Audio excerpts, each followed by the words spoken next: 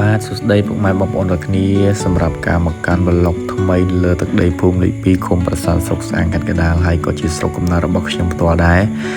ហើយនេះគឺជាសកម្មភាពដែលខ្ញុំកំពុងតែជូនបងគាត់មកលេងតែគាត់មកពីខាងកំពង់ស្ពឺហ្នឹងហើយនេះគឺជាកម្មភាពរួចរស់លើទឹកដីភូមិលេខ2ឃុំប្រាសាទស្រុកស្អាងខេត្តកណ្ដាលយើងហ្នឹងហើយគឺជាទេសភាពដ៏ស្អាតខ្លាំងមែនទែននៅរដូវខែទឹកលិចជើងបងប្អូនអាចមើលសកម្មភាពនេះបានថាពួកខ្ញុំកំពុងតែធ្វើដំណើរទៅណាខ្លះអរគុណច្រើនទស្សនាទាំងអស់គ្នាបងប្អូន Carrying tales only the forest holds.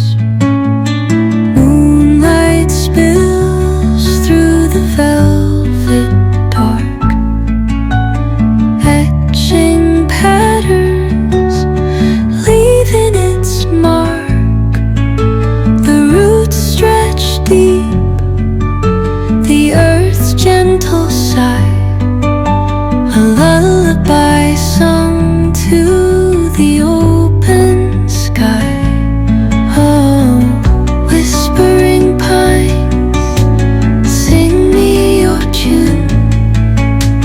caught in the rhythm of the stars. បាទពិតជាអរគុណខ្លាំងមែនទែនសម្រាប់ពុកម៉ែបងប្អូនដែលតាមដានសកម្មភាពរបស់ពួកខ្ញុំនៅលើផ្ទៃទឹកដ៏ស្រស់ស្អាតស្រស់បំព្រងបែបនេះហ្នឹងហើយសម្រាប់បងប្អូនដែលចង់មកលេងអាចមកលេងបាននៅភូមិពីភូមិប្រាសាទស្រុកស្អាងខេត្តកណ្ដាលហើយគឺរដូវនេះគឺរដូវស្អាតខ្លាំងមែនទែនគឺរដូវទឹកលិចអញ្ចឹងបងប្អូនអាចមកមើលបានបងប្អូនគាត់ទៅមើលសកម្មភាពរបស់ពួកខ្ញុំគាត់នឹងថាសប្បាយនិងស្រស់ស្អាតខ្លាំងប៉ុណ្ណាដែរ